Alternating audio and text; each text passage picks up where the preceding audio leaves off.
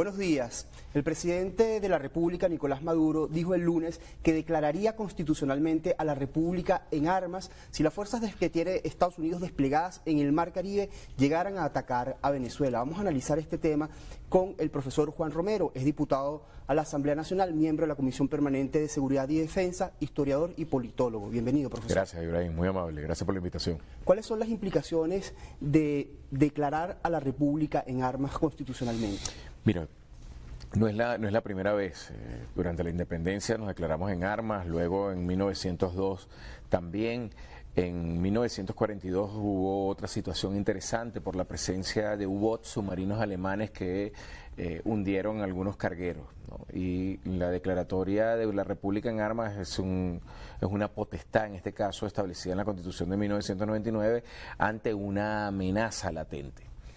Efectivamente es lo que está ocurriendo. Es decir, creo que en esta acción unilateral, que además es una implicación que significa una violación del derecho internacional público y de los lineamientos que desde la paz de Westfalia en el siglo XVII están vigentes, eso es no injerencia, resolución pacífica de los conflictos y respeto a la soberanía de los países.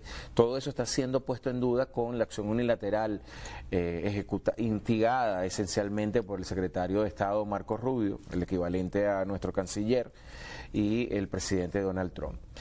Claro, hay elementos que desde el punto de vista de lo militar considerar. Es decir, es una operación que bajo la supuesta bandera de lucha contra el narcotráfico se desarrolla en un espacio cuya jurisdicción es extraterritorial. Ese es el primer elemento. Es decir, hay un desplazamiento militar en una zona que no corresponde a lo que conocemos la zona económica exclusiva, plataforma continental, que son elementos del derecho internacional público por parte de Estados Unidos. Ya eso de por sí es un problema desde el punto de vista del derecho internacional.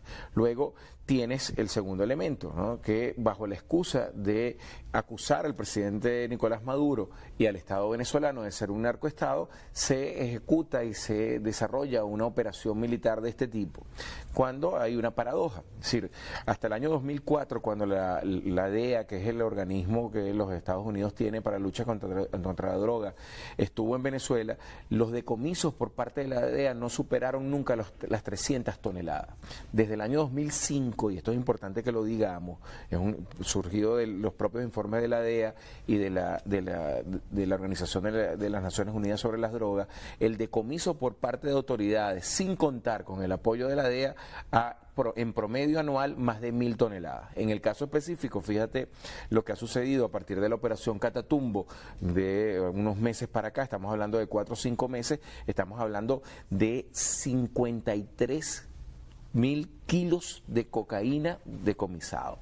Lo interesante además es que toda esta operación tiene una contradicción, porque es una operación que para un control antidrogas es demasiado, pero para una agresión es mínima. Sin embargo, hay que verlo dentro de lo que es la lógica política de Trump. A veces no lo comprendemos. Trump viene del sector inmobiliario, no es un actor político como Biden o como Obama o como Clinton, ¿no? O como George W. Bush, padre o hijo. No, él viene del sector inmobiliario y traslada a la política de Estados Unidos las lógicas de funcionamiento bajo las cuales él se desenvuelve, es decir, la agresión, la actitud, como llamamos en Venezuela, de guapetón de barrios, ¿no? Porque realmente esta movilización es más un intento de presión para acudir a una situación de negociación favorable para Trump. Detrás de esto hay obviamente un factor geopolítico, es decir, los Estados Unidos tienen una producción, un consumo energético de 18 millones de barriles de petróleo diario y está produciendo apenas 12, tiene un déficit de 6 millones. Ese déficit de 6 millones normalmente lo cubre los Estados Unidos proveniente de las fuentes en la zona del Medio Oriente, es decir, Kuwait, Qatar, ¿no?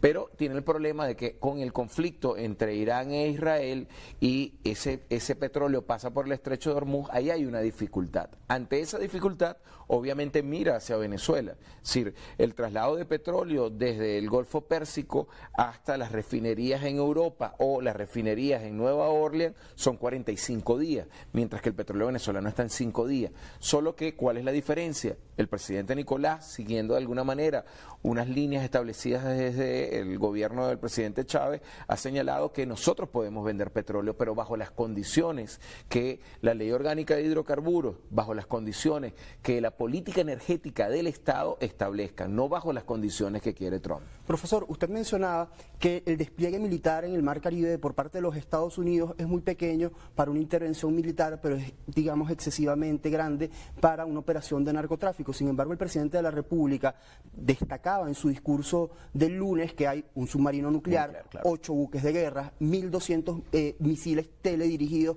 que están apuntando a Venezuela, decía el presidente de la República. ¿Hay una amenaza real o es solo presión? No, mira, la amenaza es real. Pero insisto en comprender la actitud del otro, ¿no? Es la actitud de Trump, que es la actitud del guapetón de barrio. Te tengo una amenaza, siéntate a la mesa. Y aquí es interesante, yo quiero compartir contigo una carta de Bolívar en mayo de 1820 a su secretario Revenga, que nos permite un poco entender 205 años después el mismo contexto. Lo ubico para los que nos están entendiendo, escuchando y viendo y no son historiadores. En 1820 el gobierno de Estados Unidos aún no reconoce a la República de Colombia, que era como se denominaba en ese momento la unión de Venezuela, Colombia y Ecuador y Perú, sino que mantiene una relación ambigua de aparente neutralidad y empieza un proceso de negociación. En ese proceso de negociación Bolívar le escribe a su secretario lo siguiente, que yo quiero compartirlo, ¿no? Dice: yo no sé qué deba pensar de esta extraordinaria franqueza con que ahora se muestran los americanos. Por una parte dudo, por otra me afirmo en la confianza de que habiendo llegado nuestra causa a su máximo, ya es tiempo de reparar los antiguos agravios. Si el primer caso sucede, quiero decir, dice Bolívar, si se nos pretende engañar, descubrámosle sus designios por medio de exorbitantes demandas. Si están de buena fe, nos concederán una gran parte de ellas. Si de mala, no concederán nada y habremos conseguido la verdad, que en política como en guerra es de un valor inestimable, ya que por su antineutralidad la América nos ha vejado tanto. Exijámosle servicios que nos compensen sus humillaciones y fratricidios. Pidamos mucho y mostrémonos circunspectos para valer más, o darnos mucho y mostrémonos circunspectos para valer más o hacernos valer. 205 años tiene absoluta vigencia lo que dice Bolívar. ¿Esto por qué lo señalo?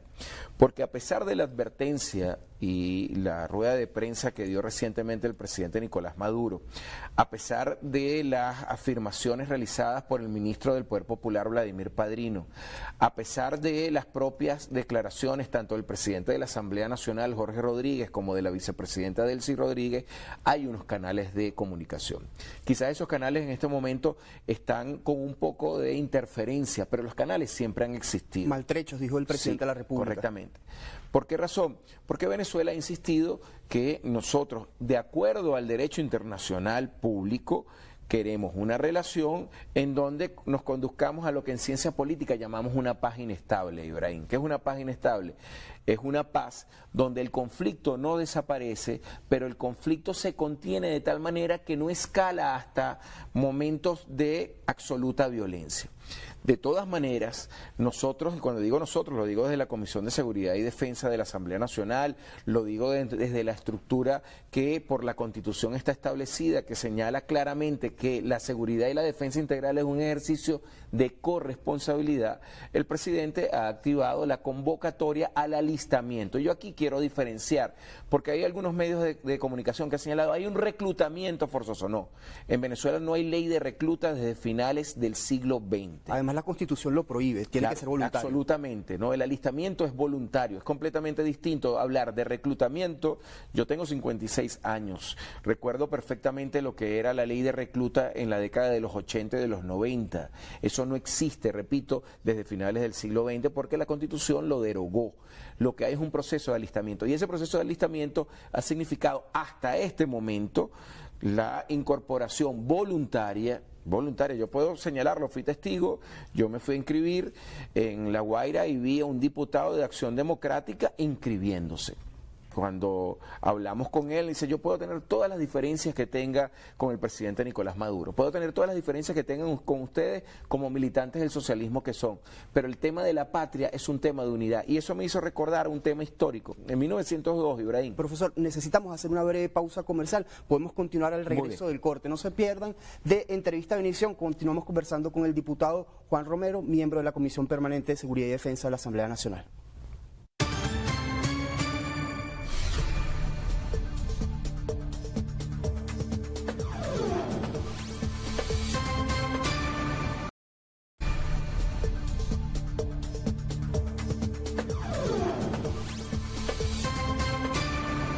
Continuamos con más de Entrevista Venevisión. Estamos conversando con el diputado Juan Romero, miembro de la Comisión Permanente de Seguridad y Defensa, historiador, politólogo y docente universitario. Profesor, antes de irnos al corte, estábamos conversando sobre el alistamiento militar. El presidente dijo que iba a ser permanente y continuo. ¿Qué significa? Mira, esto es algo interesante, ¿no? Porque hay que comprender que esta operación se enmarca dentro de lo que en los estudios de seguridad y defensa geopolíticos llamamos una guerra híbrida, ¿no? Y eso es lo que también denominamos guerra de quinta generación. ¿En qué se diferencia esta guerra de quinta generación de las otras experiencias de guerra que hemos vivido en la historia de la humanidad? Que la guerra de quinta generación maneja mucho lo que llamamos guerra cognitiva o operaciones psicológicas, OXI. Entonces, esta movilización de 8 buques, un submarino nuclear, cantidad de misiles de mediano alcance y de corto alcance, es una operación de presión psicológica, ¿no? Intentando, vuelvo y repito, Trump llevando al campo de la política las lógicas comerciales en las que él se mueve, la lógica del guapetón de barrio que te amenaza para que tú te sientes a la mesa de negociación en una situación de desventaja. Ante esa circunstancia, que no debe ser ignorada, que no puede ser ignorada por el principio de defensa integral que caracteriza la Constitución de 1999, el presidente convoca el alistamiento. Convocar el alistamiento, de acuerdo a la ley orgánica de las Fuerzas Armadas y a los reglamentos de seguridad y defensa, significa, se convoca a las Fuerzas Armadas, a los componentes, por eso se activa una condición de alarma máxima, de apresto operacional, como se denomina. En segundo término, se activa también el aparato policial, que es un aparato de orden interno, y si eso no fuera suficiente, tiene que ver con todo el tema territorial de las milicias. Ahí se convoca las unidades de combate, las unidades milicianas de combate, y estas unidades están distribuidas en los circuitos comunales y por lo tanto se trata de avanzar hacia un proceso ahora. Luego del alistamiento, ¿qué viene, Ibrahim? Viene un proceso muy sencillo, en el sentido de la operatividad. Primero, la conformación de las bases populares de defensa integral, las BPEDI. Bases populares de defensa integral tiene que ver con los circuitos comunales. Cada quien que se alistó debe posteriormente acudir hacia la base que se le asigne para recibir un entrenamiento. Yo soy capitán de milicia, tengo entrenamiento militar, pero hay compañeros venezolanos, mujeres, que se han alistado que no tienen ningún tipo de experiencia. En ese sentido, toda la estructura de seguridad y defensa nuestra implica dos acciones. Implica lo que llamamos lucha armada, que se desarrolla esencialmente con las Fuerzas Armadas y policiales, y lo que llamamos lucha no armada, es en donde entran las milicias. Este u otro campo puede significar que territorialmente, ante una agresión, es decir, ante la incursión de soldados enemigos en el territorio nacional, pasa de la condición de lucha no armada a la condición de lucha armada. Profesor, usted hablaba del entrenamiento. Este martes 2 de septiembre comenzó el entrenamiento de las milicias. ¿Cómo evalúa ese proceso? Mira, como te dije, es un proceso de complementariedad. Aquel que se alistó, entonces es formado en la logística. Habrá quienes por su habilidad, porque conocen, porque han tenido otra oportunidad, pueden tener una función de combate. O habrá otros efectivos que pueden servir de apoyo logístico o de inteligencia. Y esto es interesante, porque una de las matrices que se ha utilizado en términos de la semiótica de ataque contra los venezolanos es que estos milicianos son adultos mayores, etcétera. Y yo debo recordar una imagen que se hizo muy famosa durante la guerra de Vietnam. Un soldado norteamericano derribado por las milicias de Ho Chi Minh, uno de los aviones, medía 2 metros, escoltado por una mujer que no llegaba al 1,55 m. Porque aquí estamos hablando de una operación militar. Entonces, bueno, son 4.500 efectivos. Aquí estamos hablando de 8,5 millones de venezolanos en armas, con apresto operacional para defender el territorio. Lamentándolo mucho, se nos acabó el tiempo. Profesor, gracias por habernos acompañado. Un placer realmente, Ibrahim. Conversamos con el diputado Juan Romero, miembro de la Comisión Permanente de Seguridad y Defensa de la Asamblea Nacional, historiador, politólogo y docente universitario. A ustedes, gracias por su atención. Sigan con más de Noticias Venevisión.